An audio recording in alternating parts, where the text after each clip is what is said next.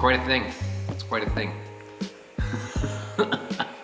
Just a scrap metal chunk of thing. Bring back Junkyard Wars. Like, whatever happened to Junkyard Wars? I would love to be on that show, but let's do one where we like make things that do stuff.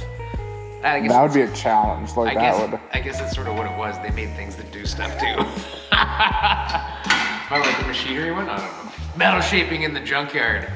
Whatever. Today we're gonna make some profiling dies for this machine. So because it's like a Pullmax, we should be able to make a die that will accept the profile, like pretend like a Bodyline or a weird bead roll or whatever. We should be able to make dies for this machine that do that. And if they're well made and they don't pinch too much in one spot or not enough in another spot, then we should get a decent result. So I would like to turn these, they're CP die blanks, they're not heat treated or anything yet, they're just kind of like, you see they're left rough on the one side. I'm just gonna mill a slot in there for a 3/8 piece of plate. I'll flatten the sides, drill and tap some holes so that we can put our blanks in there and actually have some kind of Pullmaxy style profiling dies for this machine. That's the plan anyway. So I'm gonna jump into that. Don't forget to like, click subscribe, hit notifications. Let's do it.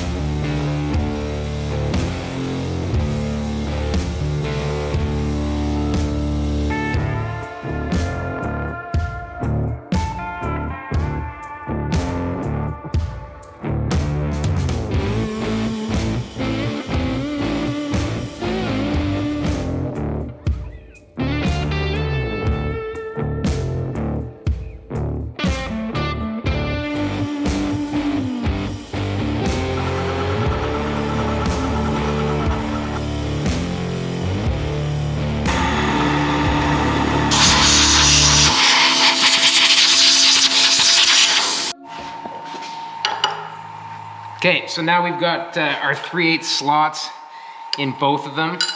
Now I want to flatten off each side of these so that we can drill and tap some set screws in there. I think, how am I gonna line this up? Put the 3/8 bar in it. Yeah, I think you're right. So I'm gonna drop this.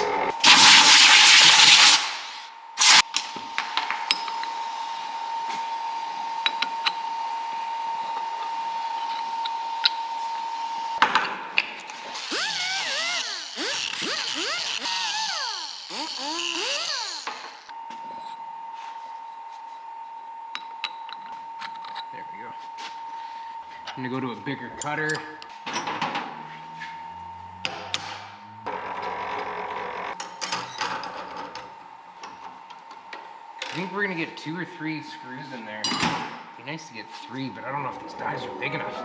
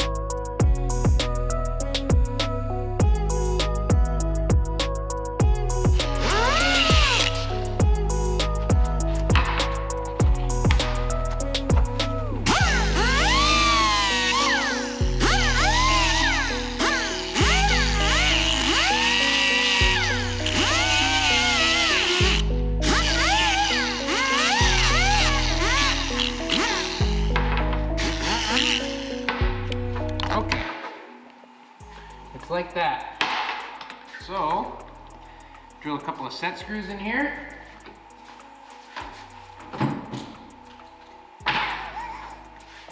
I just figured you were set up and everything already. I thought for sure you'd do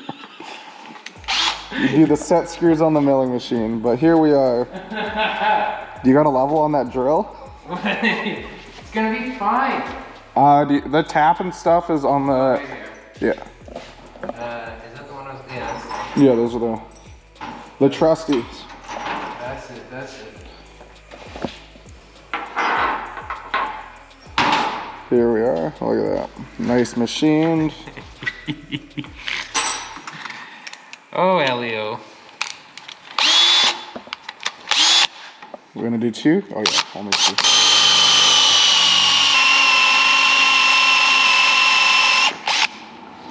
You've never seen Johnny 5? Oh, I remember this guy. Yeah. I didn't know it was called Johnny 5.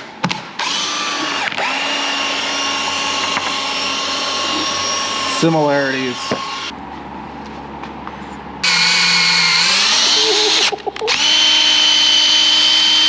That was dirty. But you did it. And where do you get your taps from? KBC Tools. KBCtools.com. Use the Make It Kustom promo code. You can go get yourself high quality taps that will power tap anything, except don't hold me to that because that totally depends on you. Okay. Those are done. Ish. We're gonna have to clean them up a little bit still. Let's blow them off. See if there's anything on the insides of them.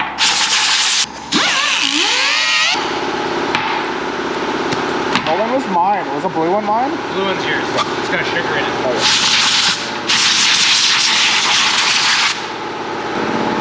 yeah.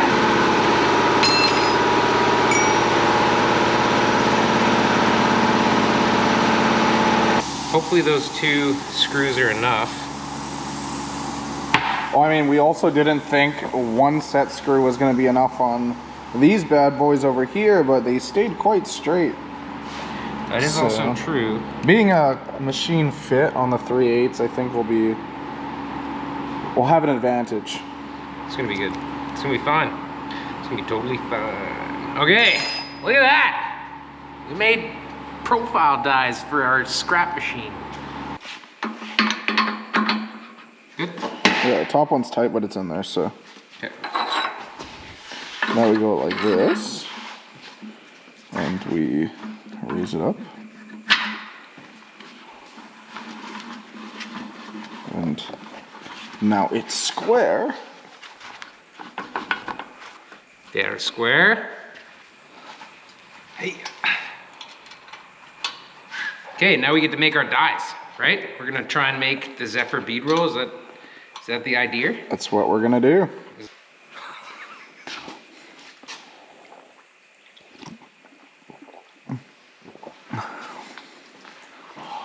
That was a big gulp. Well, I've got this rule that I don't drink coffee after 9:15, so. Late shift.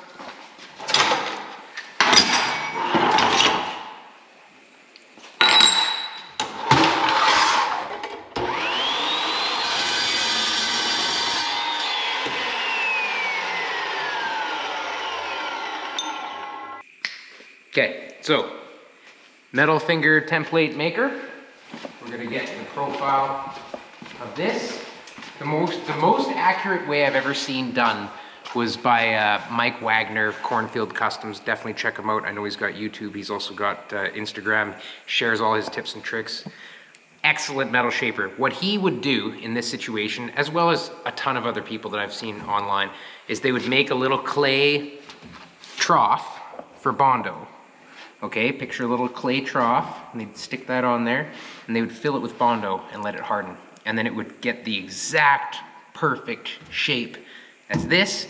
Then you would cut it, and then you'd use that as your template. It would be identical, perfect, and nice and hard that you could use a scribe against your die or whatever. But for all intents and purposes, this is gonna work fine for us.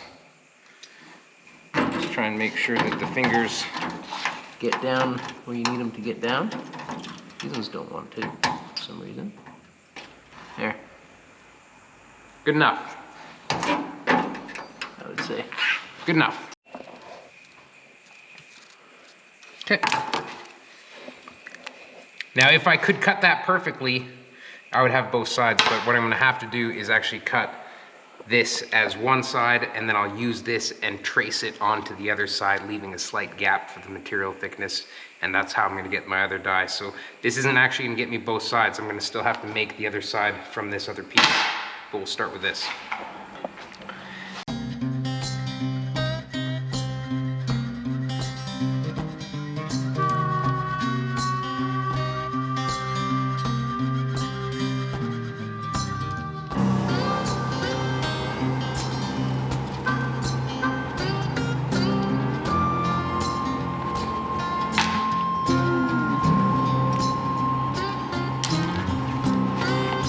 So now if you cut it on the line, that should give you enough.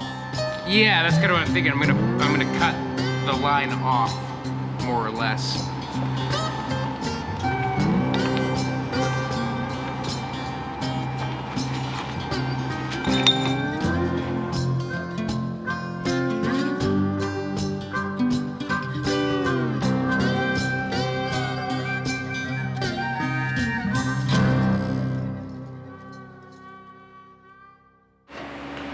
Honestly, I feel like I've been waiting my whole life for this moment to use this tool for its intended purpose.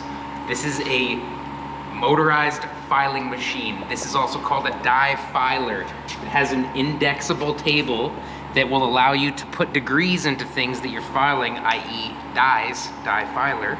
And this little lever kind of holds down whatever piece, but this just goes up and down and perfectly straight with beautiful files. I picked this thing up off a marketplace, and I've seen guys, metal shapers, use these for exactly this, like tuning up profile dies for your Pullmax. That's why I got one. This is actually its intended purpose, I'm pretty sure. So that's what we're gonna use to finish up these, which they're already pretty good. Kind of not bad. That's our Zephyr Bodyline right there. More or less. Less is more. How cool is that thing? How old? Look at it. Little Lovejoy, little mini Lovejoy coupler. It sounds so relaxing. Isn't it? It's like TIG welding. Yeah. See, there's like a little burr right in there. Look at that. Look at that. It's all chopped up. Can't have that. Take this little guy. Can lower it down so that it's touching our piece here. Now you can just kind of go in.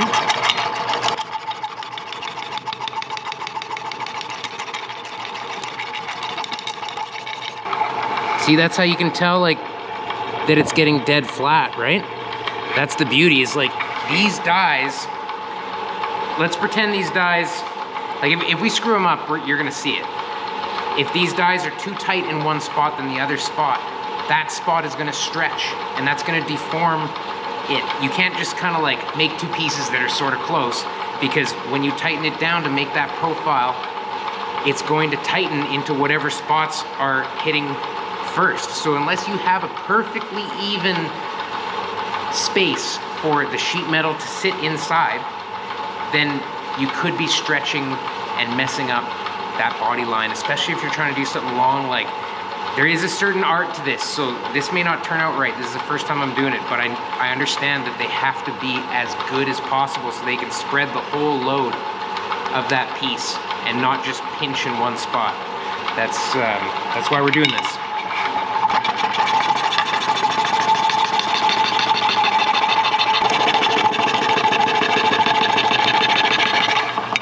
I never knew I needed one of these tools my whole life until right now. Right? Hi, Kitsune. You checking out the new machine? Hey, girl. Come here. Hey, girl. What? Those look quite even on both sides. I think they are tapered out a little bit. You see that? Like, oh yeah. we are tapered out a little bit, so I am going to correct that.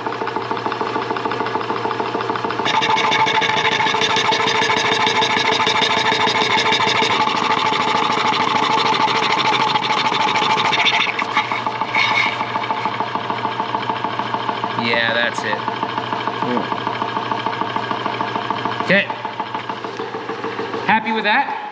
Now we're still not done though. Like these are still kind of rough. So what we're gonna do is we're actually going to give them a bit of a sand. They're dead flat and perpendicular to the sides right now. I'm gonna give them a little bit of a taper just so that it's a little bit smoother, and I see guys polish them. So what I'm gonna try and do is I'm gonna try and leave maybe, if this is 3/8 of an inch wide, I'll leave maybe 3/16 in the center that's flat, like trying not to touch it, leave it flat, and then taper the edges a slight bit with, and then polish it, and then hopefully, I don't know, hopefully that works.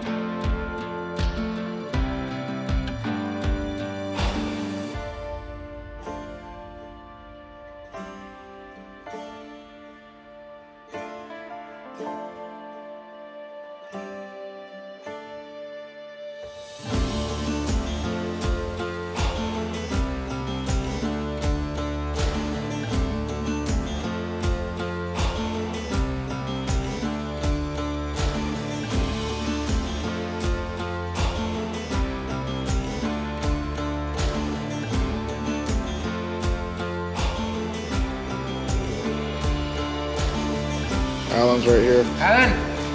Alan! Alan! Alan! Steve!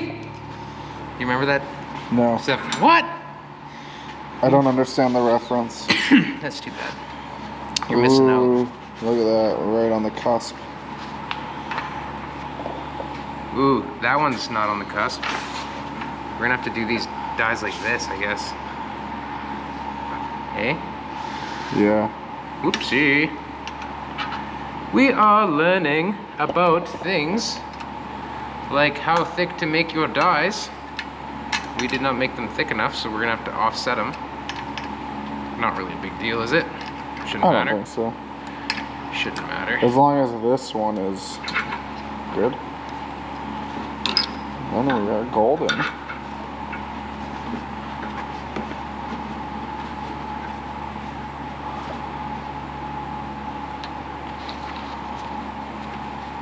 Oh, back her down. Great.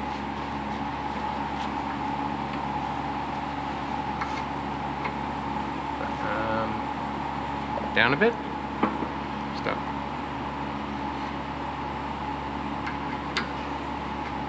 I mean, looks like the top one needs to be adjusted.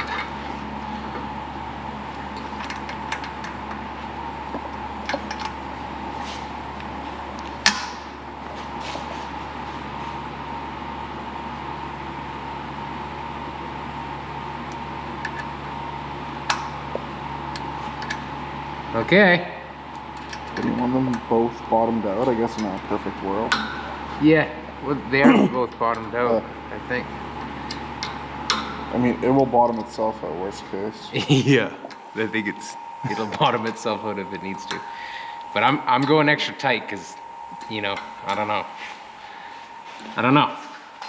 The other thing we could do is we could weld a little stop on here. I might do that actually. Hey, what do you think?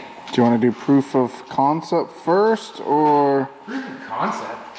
What does that mean? weld it? Let's just weld it. Let's just weld it. Where's the welder? Over there.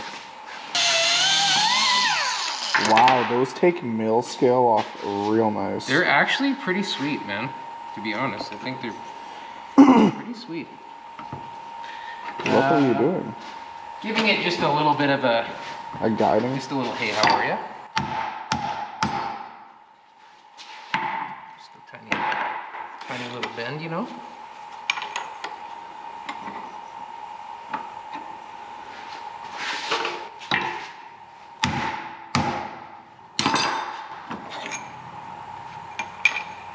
Give this side a little more love.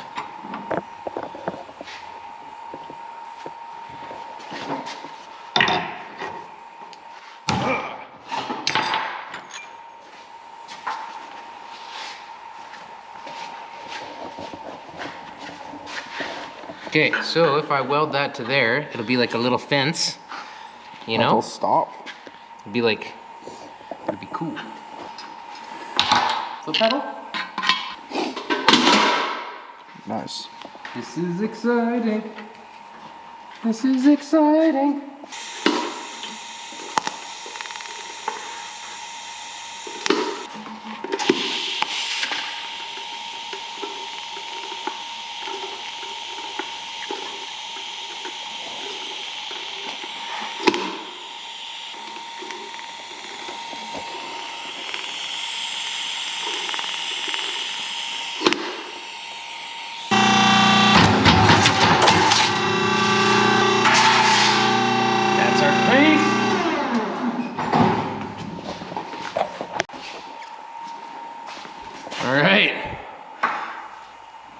Pullmax dies, man.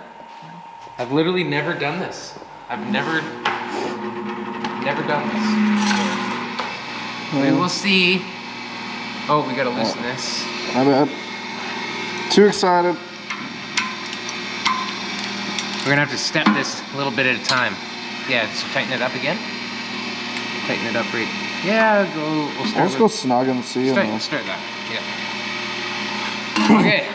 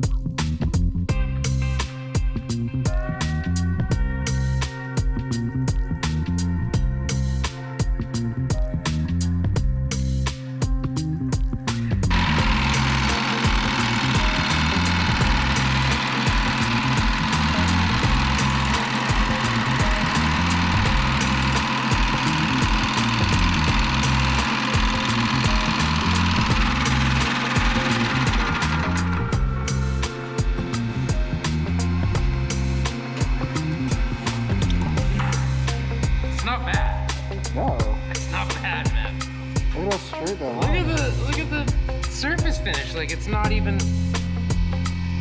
So it was touching the most right in the center here. So touching a little bit on the outside, but not enough. The ends we have to release a bit. Yeah. Like if you taper each end just a little bit. Yeah. Yeah, you can see it's opened a little bit there. Yeah. But honestly, man, like. I think if we reposition the die, like, just look at how much space is there compared to here. I think it's partially because of how much force is out here, and it's like cockeying the die a little bit. Oh, you think so? Well, because I definitely didn't set it up like that. Oh yeah. I think this bent maybe a little bit. But man, like, that's pretty good. Like, it almost doesn't need to be improved, like, based on the results. Like that, you know.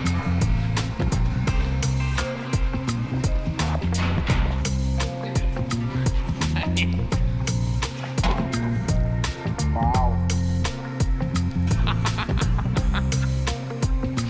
Dude, we're like metal shaping with garbage.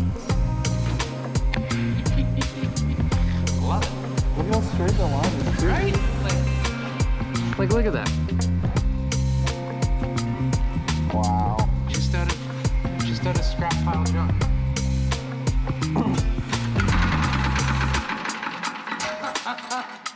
Like for a hobby machine, how often is a guy gonna use that? How often do I use power hammers and Pullmaxes? Like, I don't use them that often. No. So you don't need anything crazy. It literally does the job. Like, what more do you want, really? I don't know. Yes, okay, improvements on this machine. Let's wrap this up. This is, I'm impressed that this happened with those dies. I'm lucky that I had those extra blanks and that we could just quickly make those things. But I mean, to be honest, you could make all this stuff without a milling machine. You could use pieces of flat bar for each side and weld them to a piece that sits in there. Like, you can do this stuff at home. It doesn't have to be special. It doesn't have to be heat treated. It will work. You know, you're not coach building 100 Duesenbergs in a shop with Pettingill hammers and everything everywhere. You don't need all that just to be a hobby guy. So this particular hammer, there are definitely things I would improve. And I know that I would improve on these things before I even built this one, because obviously you would want a proper bearing for the crankshaft, and you would want proper bushings for these things, and you'd want proper bushing sleeves. Like, if you were to go buy a Minimax machine, a Dake power hammer, the Machinery House one, the Bailey one, all those mechanical movements will have bronze bearings in them, or some kind of bearing to allow there to be less friction and longevity of the machine. I did this with just straight up metal on metal pins and scrap metal and stuff, just to show that you can do this with just whatever stuff you got around. You go to a junkyard, you could find pieces to like make something work. I'm really excited about the sewing machine motor because it's got the clutch built in, it's got the flywheel built in, it's a low amperage draw, meaning that like this power hammer could be in your garage. Doesn't matter how little power you have, you'll be able to run this machine if you choose to build one. So with this style linkage, the 1/2 horsepower motor works great. This mechanical movement that just goes up and down, it's a fixed stroke. Like, I cannot adjust the stroke on the hammer, but it seems to work fine for planishing. It seems to work fine for shrinking. Those dies are pretty aggressive shrinking dies, and man, like, it's right at the limits of the power of the machine, but it works. So yeah, I hope you guys choose to build one. I'm gonna further my exploration into this type of machine. I've been thinking about this type of machine for a very long time, so it's not like I just came up with this out of nowhere. I just used materials that I had to make a machine similar to what I've been thinking of for so many years. But this is a cool linkage that is going to work, and I am going to continue making machines like this. I would like to make this into a plan similar to the bead roller, where we can make it as a kit so that you guys can build one yourself.